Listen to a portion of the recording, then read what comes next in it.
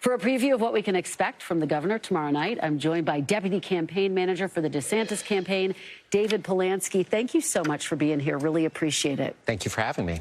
So if you will, take us inside debate prep. What is the strategy for tomorrow night? Well, look, the strategy is pretty clear.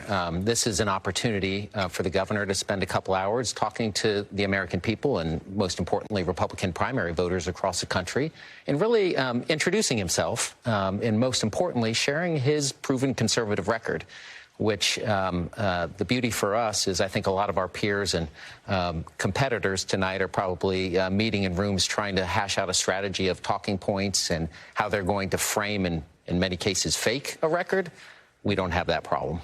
So what does a successful night look like for Governor DeSantis? He's obviously #2 in the polls. He's the only other candidate who gets double digits. We just released our poll of Iowa caucus goers yesterday. Does he need a viral moment to kind of break through tomorrow night? What are you hoping happens? Well, not at all. I mean, if you look at, to your point, if you look at the Iowa numbers in particular, we're sitting in a pretty strong position, especially from a historical context. As you might know, at this point, Mike Huckabee was sitting in single digits and Senator Cruz was in single digits as well. So we feel like we're leaps and bounds ahead of where we thought and needed to be at this point.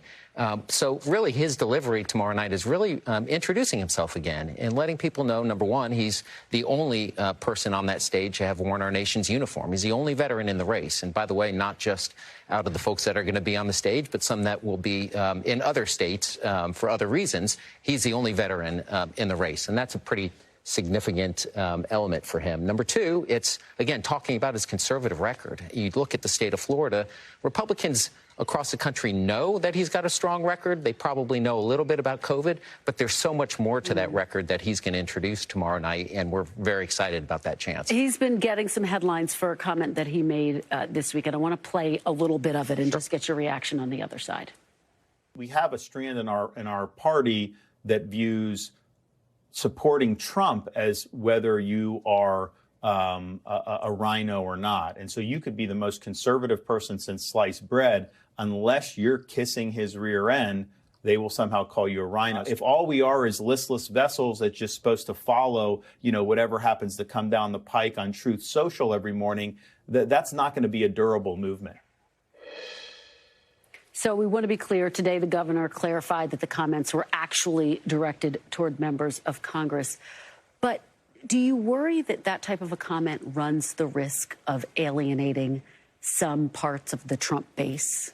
No, I think it's a good reminder to all of us that call ourselves Republicans that we need to be bound by principle, conservative principles, and not married to an individual, but married to the ideology that makes our party, in our case, what we find the most impressive and important elements of our party. And, you know, to that point, I think the governor is also reminding us that we need to be out here today focused on being in a position to have a candidate that's standing on that stage trying to earn the vote of our party. And in this case, the former president and many of his allies aren't here. They're not here advocating. They're not here trying to earn the support of our party. They might be elsewhere preoccupied.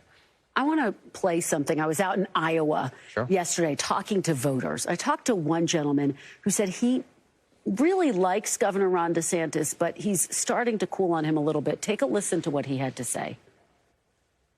Right now, in the poll, I said Nikki Haley. Ron DeSantis had some appeal to us early, but some of his opinions are a little too harsh, I think. After the election, we need someone who can unite people, and I see DeSantis as another person who is divisive versus someone who can build a coalition and move us forward. What do you say to that voter, and how's Governor DeSantis going to answer voters who say, hey, wait a minute, he's going too far to the right of former President Trump? Well, what I'd say is, number one, we have to earn that gentleman's support, and it's incumbent upon all of us, and as part of this campaign, to go out there and earn it. And as the governor is traveling, he's already hit 38 of 99 Iowa counties, and by the end of this weekend, we'll be at 52 or 53 of them. He's going to have the chance to meet that gentleman and others and have those conversations one-on-one.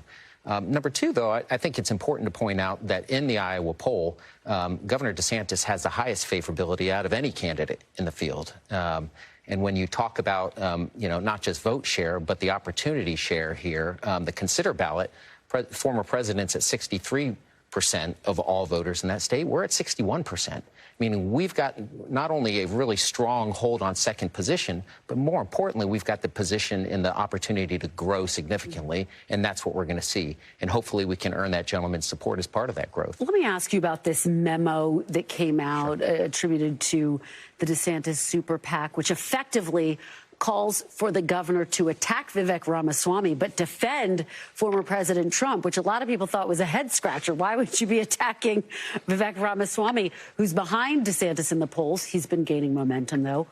Is that what we're going to see tomorrow night? Well, look, unsurprising, during debate season, you get a lot of advice and counsel. In fact, my text chain is full of my mom's own advice. This memo was put in a public way, in a public arena. It was never viewed or read by the governor himself.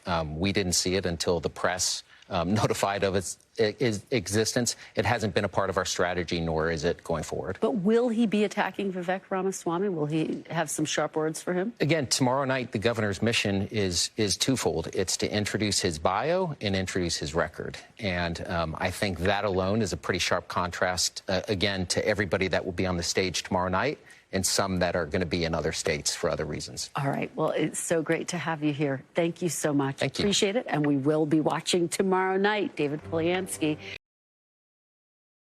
Thanks for watching our YouTube channel. Follow today's top stories and breaking news by downloading the NBC News app.